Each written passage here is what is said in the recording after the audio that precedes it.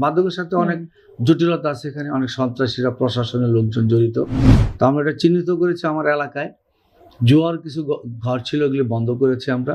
এই স্কুল প্রতিষ্ঠানগুলিতে আমরা অডিট করছি, এটা ভয়াবহ কাণ্ড। এখানে স্কুল মসজিদের মাদ্রাসার টাকাও করাপশন করে খেয়ে ফেলছে, চিন্তাও করা যায়। হকারদের কাছে চাঁদা, এটা যুগ যুগান্তর চলতো। এটা আমরা মোটামুটি ভাবে বলেন যে 70 বা 80% আমরা সফল হয়েছি। প্রত্যেকটা মানুষকে ম্যান টু ম্যান আমরা সাহায্য করা সম্ভব না। একটা পরিবারে যদি একটা লোককে শিক্ষিত করে দেওয়া যায়, সেই পরিবারটা সে টেনে নিয়ে যেতে পারে। যে গণ অভ্যুত্থানের আন্দোলনটা গেলে এখানে কিন্তু হকার, রিক্সাওয়ালা, এই লেভেলের লোকজনের অনেক পার্টিসিপেশন ছিল। আমি মনে করি আমাদের যে ঢাকা 11 আসনের ভোটাররা আগামী দিনে বিএনপির পক্ষে, ধানের শীষের পক্ষে ভোট দেবে। তো ইনশাল্লাহ আগামী দিনে এলাকার উন্নয়ন এবং সন্ত্রাস, চাঁদা, মাদক মুক্ত একটি ঢাকা 11 আসন আমি করতে চাই।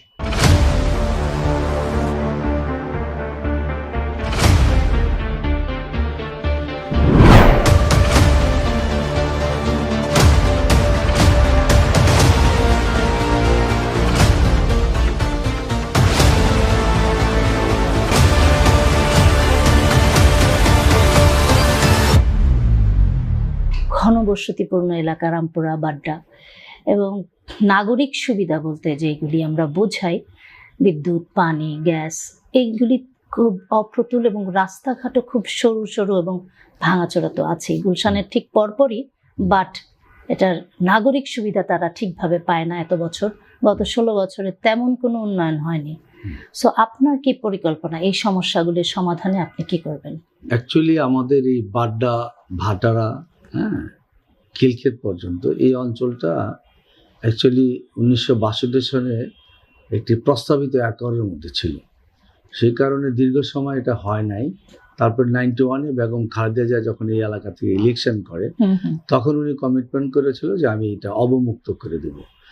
অবমুক্ত মানে এটা প্রস্তাবিত একর থেকে ছেড়ে দেওয়া, মালিকানা দিয়ে দেওয়া। তো 91-এ উনি বাই ইলেকশন করলে ছেড়ে দেওয়ার আগে 1385 একর জমি অবমুক্ত করে দিল, এবং তখনই গ্যাস, পানি, বিদ্যুতের উনি ব্যবস্থা করলো।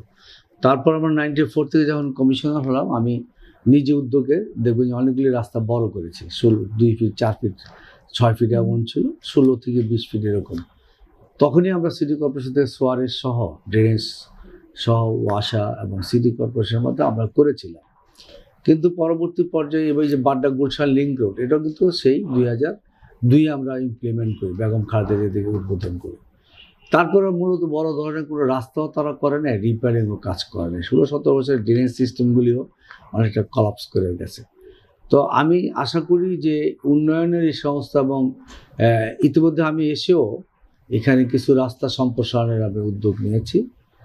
এগুলি ভালো রেসপন্স পাওয়া যায়। হয়তো 100 জনের মধ্যে 2-1 জন এটা আপত্তি করে বা পরে করতে চায়, ভেঙে ওয়াল টল সরানোর ব্যাপারটা। তো সেটা আমরা একটা আসলে উদ্যোগ তো ছিল না, এটা আপনারা জানেনই। তাদের ভোটও লাগতো না, মানুষের সমস্যাও কোনো জায়গায় অ্যাড্রেস করার দরকার ছিল না।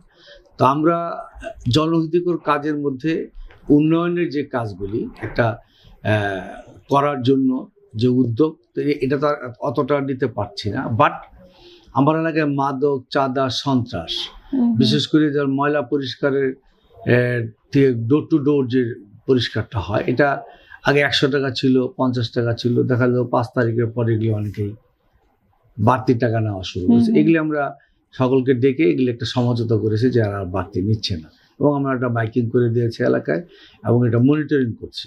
হকারদের কাছে চাঁদা, এটা যুগ যুগান্তর চলতো। এটা আমরা মোটামুটি ভাবে বলেন যে 70 বা 80% আমরা সফল হয়েছি। যে হকারদের দিয়েই আমরা তাদেরকে একটা লেনে বসায় দিয়ে, যাতে এখানে মানুষের যাতায়াতের কোনো অসুবিধা না হয়, আর ময়লাগুলি যাতে তারা নিজেরা পরিষ্কার করে, কেউ যাতে চাঁদা নিতে না পারে, এইটা। এখন আমরা কাজ করতেছি মাদকের সাথে অনেক জটিলতা আছে, এখানে অনেক সন্ত্রাসীরা, প্রশাসনের লোকজন জড়িত। তো আমরা এটা চিহ্নিত করেছি আমার এলাকায়। জুয়ার কিছু ঘর ছিল, এগুলি বন্ধ করেছি আমরা।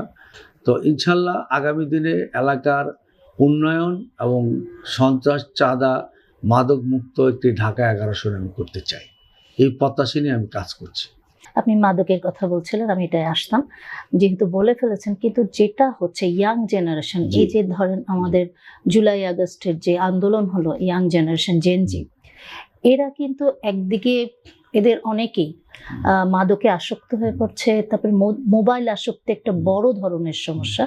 দেখা যাচ্ছে এই বাচ্চাগুলোর জন্য আসলে যে খেলার মাঠ দরকার বা তাদের যে বিনোদনের একটা ব্যবস্থা বা লাইব্রেরি এই ধরনের কিছুই নাই। তো সেই ক্ষেত্রে এই জেনজিদের জন্য আপনার পরিকল্পনা কি? এটা অত্যন্ত বাস্তব একটা কথা বলেছেন। মাদক আসক্ত ছেলেপেলেরা হয়ে যাওয়ার মূল কারণ হলো বেকার। সারাদিন শুধু আপনি তো লেখাপড়া করবেন না, আপনার একটা রিক্রিয়েশনের দরকার আছে, হ্যাঁ, একটু সময় থাকতে হবে। তো আমি যেসব স্কুলগুলিতে যাচ্ছি, কলেজগুলিতে, তাদেরকে আমি বলছি যে মাঠ নাই আপনার এখানে, ইনডোর গেমস তো আপনারা করতে পারেন। একটু ব্যাডমিন্টনের অ্যারেঞ্জমেন্ট করলেন, একটা ক্যারাম বোর্ড খেলা শুরু করতে পারেন, লুডো দাবা খেলতে পারে, 5 জন মিলে 4 জন মিলে খেললো, একটু নিজেদের মধ্যে নিজেদের একটা ভাব বিনিময় করলো, ব্যস্ত থাকলো খেলায়। তো এটা আমরা শুরু করেছি। এই জন্য পূর্ব রামপুরের একটা হাই স্কুলে ওদের একটু জায়গা আছে, আমরা ওই টিন শেড করে এখানে আপনারা একটা ব্যাডমিন্টন অ্যারেঞ্জমেন্ট করেন, হ্যাঁ। তারপর অন্যান্য কিছু ইনডোর গেম, এটা খুব জটিল না, হ্যাঁ, বিল্ডিংয়ের নিচে যে স্পেসটা থাকে ওখানে করা যায়। তো এগুলি আসলে আর মাঠ ইচ্ছা করলে তো একটা বড় মাঠ আপনি হঠাৎ করে তৈরি করতে পারবেন না। যে সমস্ত মাঠগুলি আছে এগুলিও ওইভাবে ধরুন যে বাড্ডা পুনর্বাসন জোন, যেটা আমরা পশ্চিম বাড়ি দ্বারা বলি, ওইখানে আমরা গেলাম যে মাঠটা, ওখানে আমরা মিটিং করছিলাম। ওই মাঠটাও ধরেন যে নিচু, বৃষ্টির সময় এটা ইউজ করা যায় না, প্রায় 2-2.5 ফিট রাস্তার থেকে নিচে। তো এটা আমরা উদ্যোগ নিয়েছি, আমাদের প্রশাসনের সাথে কথা বলেছিলাম, তো এটা এস্টিমেট করে অন্তপক্ষে এই মাঠটারে ওয়ার্কেবল করেন, তাহলে এখানে অনেকে খেলাধুলা করতে পারে। তো এমনিভাবে কমিউনিটি সেন্টারও কিছু জায়গা আছে যেগুলো কিছুই করা হয় নাই। তো কমিউনিটি সেন্টারগুলিতে আমরা খেলার একটা অ্যারেঞ্জমেন্ট রেখে ইনডোর গেম টেম এগুলি যতটুকু সম্ভব এই ইয়াং জেনারেশন মাদক থেকে ফিরিয়ে রাখার জন্য আমাদের খেলাধুলামুখী করতে হবে। হ্যাঁ, মোবাইল আসক্তিও তো একটা বড় ধরনের মোবাইল আসক্তিটা আসলে কি, যখন আপনি খেলাধুলায় ব্যস্ত হয়ে যাবেন তখন ওই সময়টা তার মোবাইল খেলবেন না। আর এটা অনেকে দেখে যে অনলাইন লেখাপড়া করে, কি করতেছে, অনলাইন লেখাপড়া পড়তেছি, হ্যাঁ, এটা তখন আপনাদের বাচ্চাদের বলতে পারেন না।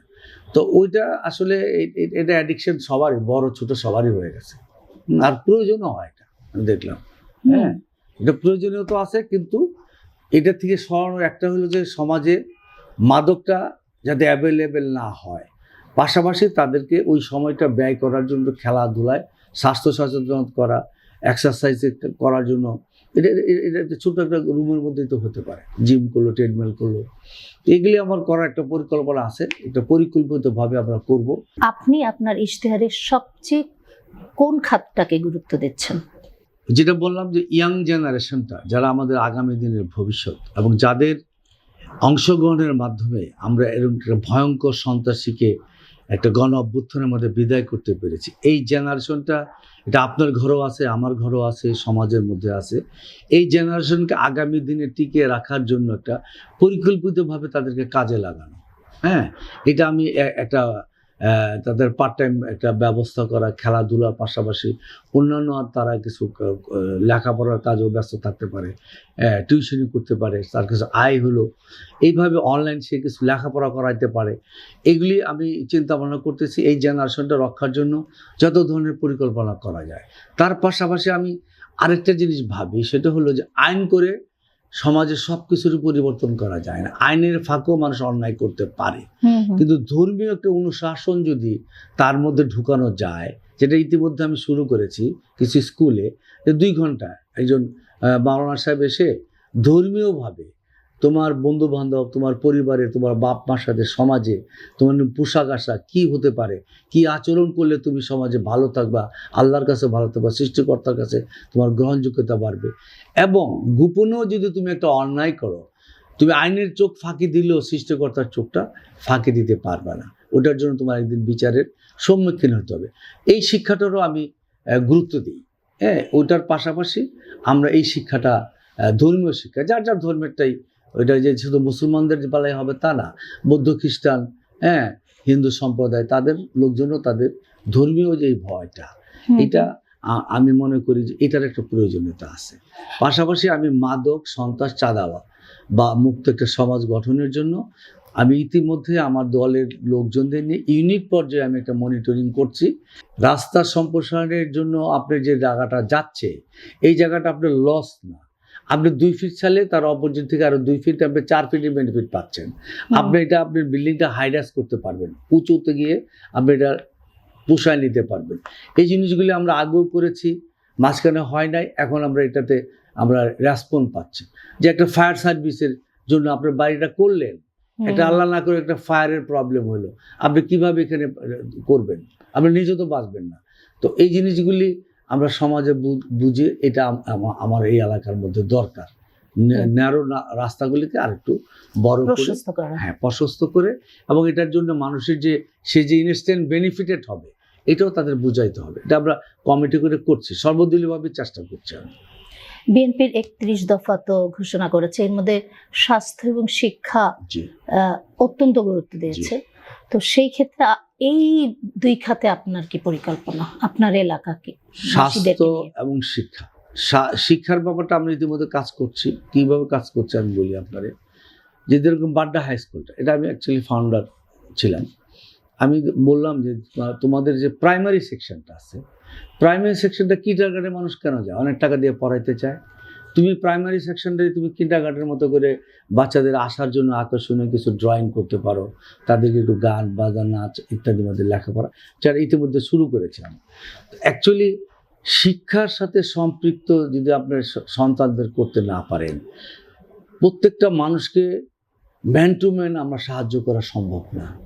একটা পরিবারে যদি একটা লোককে শিক্ষিত করে দেওয়া যায়, সেই পরিবারটা সে টেনে নিয়ে যেতে পারবে, সে নিজেও প্রতিষ্ঠিত হবে, তার পরিবারটাও আগামী দিনে। এই ভীষণ নিয়ে আমি আমার এলাকায় যারা মেধাবী গরিব ছাত্র, যারা তাদের ঝরে না পড়ে, তাদের জন্য আমরা একটা ডোনেশনের ব্যবস্থা করছি। স্কুল কলেজে আমরা বলেছি যে এই টাকাগুলি আপনারা নেবেন না, বাট এটা অর্থই না যে আপনারা বেতন দিতে আপনার লাগবে, তখন এটা আমরা দিব আপনাদের। এইভাবে আমরা শিক্ষা খাতে আমার এলাকায় এবং ভালো রেসপন্স পাওয়া গেছে। এবং আমার মনে হয় যে শিক্ষকদের আমরা বলছি, দেখেন আপনার বেসিক বেতনটা এখান থেকে হয়, স্টুডেন্ট না থাকলে তো আপনারা পাবেন না। এটা স্টুডেন্ট আসার একমাত্র উপায় হলো যে ভালো রেজাল্ট করা। আপনার যাতে রিজিক হচ্ছে, আপনি একটু ভালো করে লার্নিং করেন। অনেক স্কুল আমি দেখলাম যে স্টুডেন্ট নাই, সে আলাদা স্কুল অনেক ছাত্র ছিল, 6000, এখন হলো 2000 2500 স্টুডেন্ট। কলেজে নাই, টিচার আছে 32 জন, স্টুডেন্ট আছে 100 জন, অনেক জায়গায় আছে। একটা কথা বললাম আমি। তো এরকম এগুলি হলো কি শিক্ষার মানের উন্নয়ন করতে হবে। এই স্কুল প্রতিষ্ঠানগুলিতে আমরা অডিট করছি, এটা ভয়াবহ কাণ্ড। এখানে স্কুল মসজিদের মাদ্রাসার টাকাও করাপশন করে খেয়ে ফেলছে, চিন্তাও করা যায় না। সেটাই।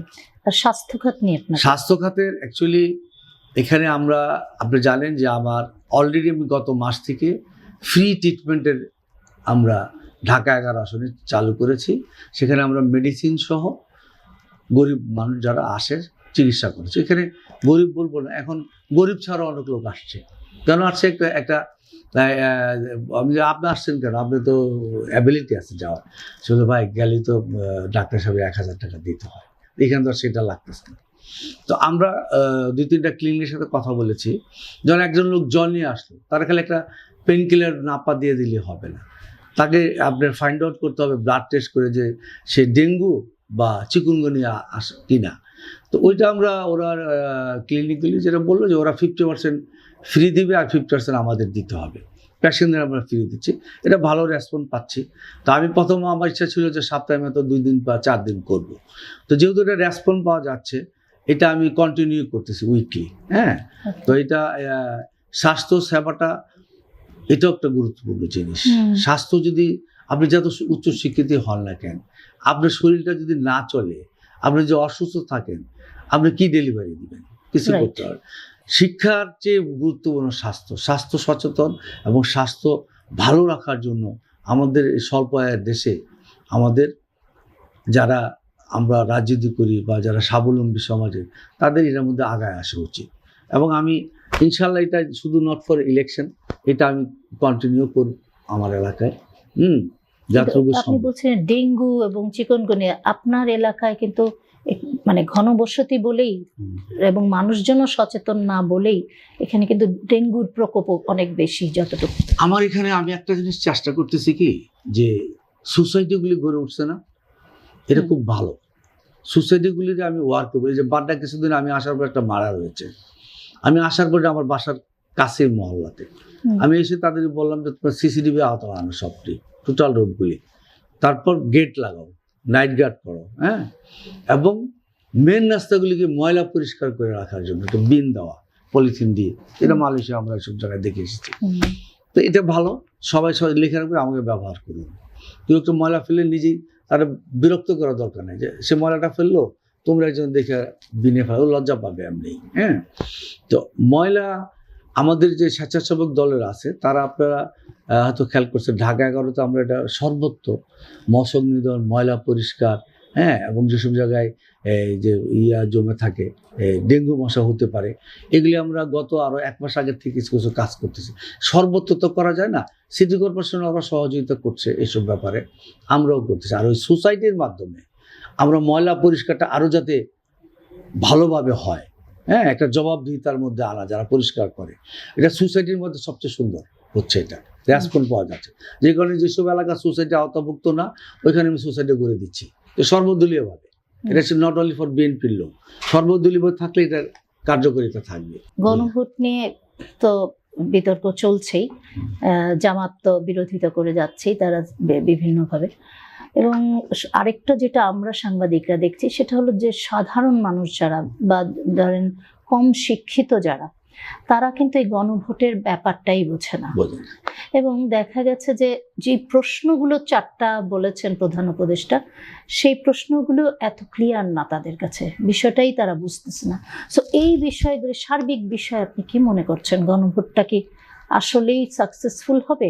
রাজনৈতিকভাবে আমাদের লোক কিন্তু সচেতন। একটা রিক্সাওয়ালার সাথে যখন কথা বলবেন না, দেখবেন তার কথাবার্তার অঙ্গভঙ্গি কিন্তু অনেক সচেতন। এই যে গণ অভ্যুত্থানের আন্দোলনটা গেলে এখানে কিন্তু হকার, রিক্সাওয়ালা, এই লেভেলের লোকজনের অনেক পার্টিসিপেশন ছিল। এটা আমি কিভাবে বুঝলাম, আমার এলাকায় যারা মারা গেছে, আমি যখন ডোর টু ডোর গেলাম তাদের কিছু সাহায্য করার জন্য, তখন দেখলাম ম্যাক্সিমামই দরিদ্র পরিবারের লোক। তো এই যে আপনার গণভোটটা এটা প্রয়োজনীয়তা আছে, এটা দাবি আছে, এটা কেউ কেউ তার সাথে সহমত পোষণ করতে পারে, কেউ এটার দ্বিমত পোষণ করতে পারে, এটা তার রাজনৈতিক রায়। শুধু হা না থাকবে, হানাই থাকবে, এটা হানার বাইরে তো দরকার নেই না, সেটাই। ওই এটা আপনি কি এটার সাথে একমত বা দ্বিমত? আমরা তো, আমি জানি ম্যাক্সিমাম লোকই এটার সাথে একমত। জুলাই আপনার এই ঘোষণাপত্রটা হোক, একটা দলিল থাকুক, এটা কে না চাইবে? এটা রাজনৈতিক উদ্দেশ্য প্রণোদিত কেউ যদি না চেয়ে থাকে, দ্যাট ইজ দ্য ডিফারেন্ট। এখানে লেখার মধ্যে অনেকের অনেক কিছু ভিন্নতা এটা থাকতেই পারে, কিন্তু হানা ভোটের প্রয়োজনীয়তা আছে এবং হানা ভোটটা হবে, কিন্তু মানুষের কাছে ক্লিয়ার না। সেই ক্ষেত্রে কি সরকারের উচিত না যে প্রচারণা করে, এবং আপনারা রাজনৈতিক দলগুলো আপনাদের প্রচারণে এটা জানানো যে এই প্রশ্নটার অর্থ এইরকম কি কোনো, মানে এইটা আমরা এখন উদ্যোগ নিইনি, আর সরকার থেকেও অবশ্যই এটা উদ্যোগ নিবে। এটা আমরা আগেও হানা ভোট এগুলি দেখেছি, সরকারি মিডিয়া, টেলিভিশন এগুলিতে প্রচার করবে। ওই যে কিছুটা বললেন না, যে রাজনৈতিক দলগুলির সাথে কিছুটা ঐক্যমতের প্রশ্নে দ্বিধাবিভক্তির জন্য হয়তো উদ্যোগ নেওয়া হচ্ছে না, এবং আমরাও নিব। অবশ্যই আমাদের উপর থেকে ইনস্ট্রাকশন থাকবে, ভোট চাওয়ার পাশাপাশি এই হানার ব্যাপারে আমরা কথা বলবো, অবশ্যই বলবো। আপনার প্রতিদ্বন্দ্বী প্রার্থী আছে, তো সবকিছু বিবেচনায় আপনার ভোটারদের প্রতি এবং প্রার্থীদের প্রতি আপনার আহ্বান কি? না, ঠিক আছে, এটা তো রাজনৈতিক দল, আমরা বহুদলীয় গণতন্ত্রে বিশ্বাস করি। বিএনপির রাজনীতিতে সবাই দাঁড়াতে পারে, কোনো সমস্যা নাই। আপনি যে বলে হেভিওয়েট ক্যান্ডিডেট, হ্যাঁ, তো ওনার কথা শুনতেছি, তার গণ আন্দোলনে ভূমিকা ছিল, সেইখান থেকে দাঁড়াতে পারে। তো আমিও ধরেন দীর্ঘদিন এলাকায় কাজ করেছি, 94 সন থেকে টানা 2013 বছর কমিশনার ছিলাম, এলাকা উন্নয়নমূলক কাজ, এবং মানুষ আমাকে চিনে, জানে যে আমি মনে করি আমাদের যে ঢাকা 11 আসনের ভোটাররা আগামী দিনে বিএনপির পক্ষে, ধানের শীষের পক্ষে ভোট দেবে। কেন দিবে? কারণ বিএনপিকে যতবার মানুষ সুযোগ পেয়েছে এই অঞ্চলে ভোট দিয়েছে, পাস করেছে, এবং বিএনপির মাধ্যমে এই এলাকার উন্নয়ন হয়েছে, যেটা একটু আগে বললাম। এই এলাকায় বাড়িঘর আজকে যে বিশাল বিশাল অট্টালিকা দেখছেন, এগুলো ছিল না 91-এর আগে। গ্যাস, পানি, বিদ্যুৎ, এই লিঙ্ক রোড, আমরা ধরেন পরিকল্পিত স্কুল, বাড্ডা হাই স্কুল, মহানগর মহাবিদ্যালয়, স্কুল কলেজ, অনেক কিছু আমরা নির্মাণ করেছি। তো আমি মনে করি যে মানুষ সচেতনতা আছে, এবং আমি যে কথাটা বলছি যে মাদক এবং সন্ত্রাস, চাঁদাবাজ, এবং এটা নিয়ে যে অলরেডি আমি কাজ করছি, এটা কিন্তু মানুষ জানে, এটা আমি মাইকিং করে বলে দিয়েছি। এবং এই যে আমরা ফ্রি ট্রিটমেন্ট, স্বাস্থ্য সেবার যে আয়োজন, অনেকে আমার কমেন্টসে লিখছে, ভাই এটা কি ইলেকশন পর্যন্ত চলবে? তা আমি বলছি না, ইনশাল্লাহ তারপরেও চেষ্টা করবো। এটা শুধু আমি ইলেকশনের টার্গেট নিয়ে করছি, এটা সদগা জারি হিসাবে করছি। তো অন্যকে নিয়ে থাকবে, আমরা ইলেকশন হবে, প্রতিযোগিতা হবে। আই থিঙ্ক আমার কনফিডেন্স আছে যে আমি এখান থেকে ভালো করবো।